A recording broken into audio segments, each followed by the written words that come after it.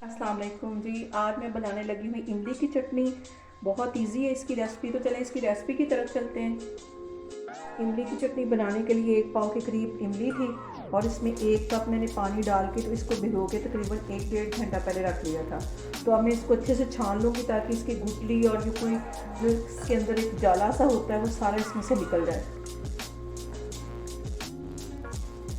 इसको मैं हाथों की मदद से अच्छी तरह ऐसे इसका रस निकाल लूँगी और ये जाला और ये गुटियाँ ये इसमें नहीं जानी चाहिए, इसलिए मैं इसको छानने लगी। ये इमली का एक गाढ़ा सा रस मिल गया। तो अब मैं इसको एक साइड पे रखती हूँ। तो जो इसके अंदर चीज़ें डाली हैं वो मैं आपको दिखाती हूँ। इसके ये थोड़े से मसाले हैं वो मैं पीस लूँगी। 1 चुटकी के करीब इसमें अजवाइन है और 1 चुटकी के करीब ही ये सूंड का पाउडर है और 5 से 6 रेड वाली मिर्चें और ये सूखा धनिया, ये दरदरा सा पीसा हुआ है। इसको मैं मज़ीद अच्छी तरह पीस लेती हूँ।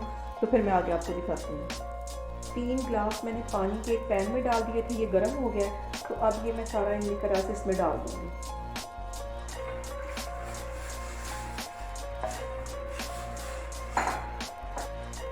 इसे 10 मिनट के लिए मैं ऐसे पकाती रहूँगी।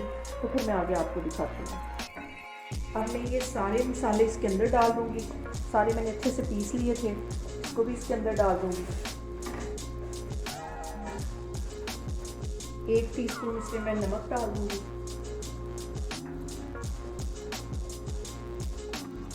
यहाँ पे मैं एक छोटा सा टुकड़ा गुड़ का डाल दूँगी और 1 टेबलस्पून के करीब मैं इसमें चीनी डाल दूँगी। तो मैं मज़ीद 10 मिनट ऐसे ही पकाती रहूँगी। और इसमें मैंने गुड़ का एक छोटा सा टुकड़ा भी डाला है और 1.5 टेबलस्पून के करीब इसमें मैंने चीनी भी डाली। इन दोनों को ऐसे आप मिक्स करके दोनों चीज़ों को डालेंगे तो इसका फ्लेवर बहुत मज़े का आएगा इमली की चटनी का। अभी मैं इसको मज़ीद 5-10 मिनट के लिए ऐसे ही पकाती हूँ, फिर मैं आगे आपको दिखाती हूँ। चटनी को पकते हुए तकरीबन 15 मिनट हो गए। ऐसे ही मैं इसको हल्की आग में पका रही हूँ। तो 1 टेबलस्पून के करीब मैंने ये कॉर्नफ्लावर थोड़े से पानी में घोल दिया था। अब ये इसमें डाल दूँगी ताकि ये थोड़ी सी थिक हमारी चटनी हो जाए। तो ये चटनी बहुत मज़े की बनती। रमज़ान में आप लोग भी इसको लाजमी ट्राई करें। ये चना चाट के साथ, पकौड़ों के साथ और समोसों के साथ बहुत मज़े की लगती। दही भरों के ऊपर भी आप इसको डाल के खा सकते हैं। तो अब इसको मैं ऐसे हिलाती हूँ और 5 मिनट के लिए मज़ीद मैं इसको ऐसे पकाती हूँ। तो फिर मैं आगे आपको दिखाती हूँ। इमली की चटनी बनते हुए तकरीबन आधा घंटा हो गया। अब मैं यहाँ चूल्हा बंद कर दूँगी क्योंकि ये ठंडी होने के बाद मज़ीद थिक हो जाएगी।